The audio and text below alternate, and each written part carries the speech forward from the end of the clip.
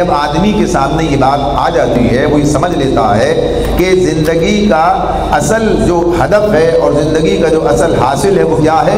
آخرت میں کامیابی حاصل کرنا۔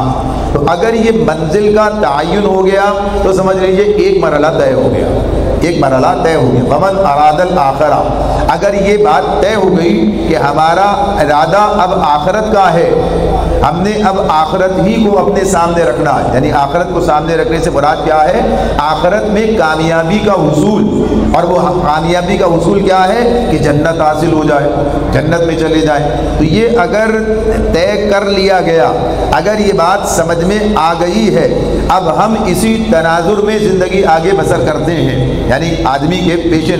بعض لوگ ایسے ہیں کہ دنیا کا ان کا ہدف ہے، میں یہ کرنا چاہتا ہوں، یہ کرنا چاہتا ہوں، یہ کرنا چاہتا ہوں، یہ حاصل کرنا، وہ حاصل کرنا، تو وہ ایک لمبی فہرست ہے۔ زندگی جو ہے وہ اس طرح اپنے اندر انسان کو منہمک کرتی ہے، محو کرتی ہے، اور شیطان جو اس کے پیچھے لگا ہے، جو انسان کو آخرت سے ہٹا کر اور دنیا ہی کے اندر جو ہے اسے گھمانا چاہتا ہے اور اسی کے گرد اسے رکھنا چاہتا ہے، تو اس کے ایک لمبی فہرست ہے اس کے سامنے۔ جوانوں سے پوچھیں تو ان کے سامنے فہرست ہوگی، اب جوان تو چھوڑیے، اگر بوڑھوں سے پوچھیں تو ان کے بھی منصوبے ہوں گے، ان کے بھی طول العمل، یعنی امیدوں کا لمبا ہوتے چلے جانا۔ حالانکہ جب عمر کم ہو رہی ہو، عمر تو ختم ہو رہی ہے، یعنی آدمی اپنی عمر جو ہے گزار رہا ہے، یہ ساری چیزیں بھی قرآن میں ہمارے سامنے آ رہی ہیں کہ انسان آخرت سے قریب ہوتا جا رہا ہے، اپنی منزل یعنی موت سے قریب ہوتا جا رہا ہے۔ یا ایھا الانسان انک کادح الی ربک کدحا فملاقی، اے انسان تو کشا کشا اپنے رب کی طرف جا رہا ہے اور اس سے ملاقات کرنے والا ہے۔ تو زندگی تو یہ سفر تو جاری ہے، کسی وقت بھی یہ منزل سامنے آ سکتی ہے، تو لیکن اس کے باوجود بھی آپ دیکھیں کہ لوگوں کے پاس بڑے بڑے منصوبے ہیں، لوگ جو ہے بڑے بڑے گویا کہ ابھی اپنے سامنے مراحل کام کے رکھ دیں، اور یہ کر لوں اور یہ کر لوں اور یہ کر لوں۔ ٹھیک ہے، یہ سب چیزیں بھی اپنی جگہ پر ہیں، ایسا نہیں ہے کہ آدمی ان سب چیزوں سے بے تعلق ہو جائے، لیکن اصل چیز جو ان سب پر یعنی حاوی ہونی چاہیے، جو ان سے مقدم ہونی چاہیے، وہ ترجیحات کی بات ہے نا، کہ اب تو میری ترجیح، اب اس عمر کے اندر بھی میری ترجیح اگر درست نہ ہو جائے، اور میری کیا، اس جوان کی بات بھی یہی ہے، اس نوجوان کے لیے جس کے لیے آج کچھ کرنے کا وقت ہے،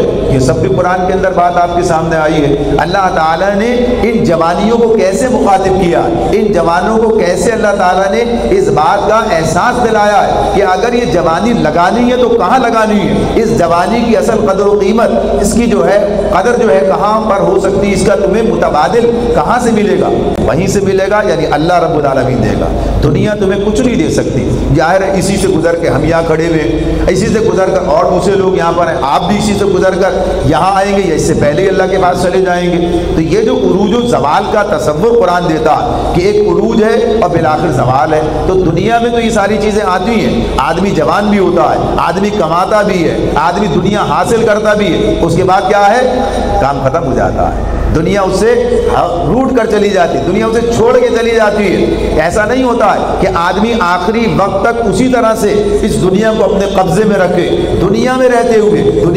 ہوئے یہ بات ہوتی ہے کہ دنیا ہمارے ہاتھ سے نکل جاتی ہے، ہمارا سوال ہماری دنیا میں ہمارے سامنے آ جاتا ہے، دنیا میں ہم اس زرد کھیتی کی طرح ہو جاتے ہیں کہ جسے اب کوئی پوچھتا نہیں ہے اور بس اس کے اپنے آخری منزل کی طرف جا رہا ہوتا ہے۔ تو یہ حقیقت یعنی قرآن کے مطالعے کا جو مقصد تھا، جو بات تھی کہ آدمی حقیقت کو پہچانے اور وقت سے پہلے پہچان لے، یعنی اپنے عروج کے دور کے اندر ہی اپنے آخر وقت کے لیے تیاری کر لے، یعنی اصل مستقبل کو اپنے سامنے رکھے۔ یہی تو ہم کر رہے ہوتے ہیں، حالانکہ دنیا کا مستقبل تو کوئی مستقبل نہیں ہے، دنیا کا مستقبل تو اختتام ہے، دنیا کا مستقبل تو موت ہے، دنیا کا مستقبل تو ساری چیزیں ہمارے ہاتھ سے نکل جانا ہے، دنیا کا مستقبل ہماری صحت کا ختم ہو جانا ہے، یعنی ساری چیزیں ہمارے سامنے۔ ایسا ہی ہوتا ہے، کوئی آدمی ایسا نہیں ہے دنیا کے اندر کہ جس نے اپنے اس مستقبل کو محفوظ کر لیا ہو کہ جوانی قائم رہے گی، اس نے اس مستقبل کو محفوظ کر لیا ہو کہ وہ مرے گا نہیں اور اس نے اپنے لیے کسی زوال کا معاملہ نہ ہو، تو ایسا کبھی نہیں ہوتا ہے۔ آدمی سوچتا ہے ہاں بڑھاپا اچھا گزر جائے، فلاں ایسا گزر جائے، وہ اپنے اسی مطابق گزرنا ہے جو اللہ نے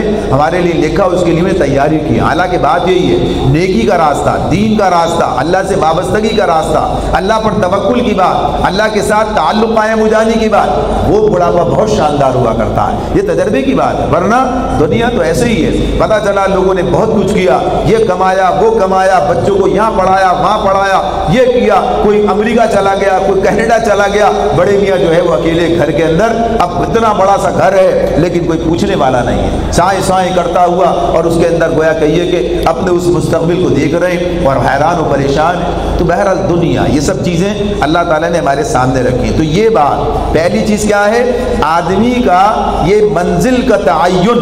مقصد کا تعین، ہدف اس کے سامنے ہونا چاہیے۔ تو یہی بات اللہ تعالیٰ کہتے ہیں وَمَنْ أَرَادَ الْآخِرَةَ، اگر آخرت کا ارادہ کر لیا ہے اور اگر اب بھی نہیں کیا ہے، اگر اب بھی یہ بات نہیں ہے تو یہ گویا یہ صحیح جو ہے یہ لا حاصل رہی ہے، یعنی اس سے کچھ ہمیں حاصل نہیں ہو سکا، اگر یہ ترجیحات کا تعین درست نہ ہو سکا، اگر ابھی بھی ہم آخرت کو بنیاد بنا کر زندگی گزارنے کے لیے تیار نہیں ہوئے اور آخرت کی کامیابی بھی اگر ہمارا اصل ہدف نہ بنی، تو گویا کہیے کہ ابھی مزید سمجھنے کی ضرورت ہے، مزید پڑھنے کی ضرورت ہے، مزید اس کے ساتھ وابستہ رہنے کی۔ تو ویسے بھی ہے لیکن اس مقصد کے لیے کہ سب سے پہلے یہ بات ہمارے سامنے آ جائے کہ آخرت مقدم ہے اور آخرت ہی اصل چیز ہے جس کے لیے ہمیں کوشش کرنی ہے۔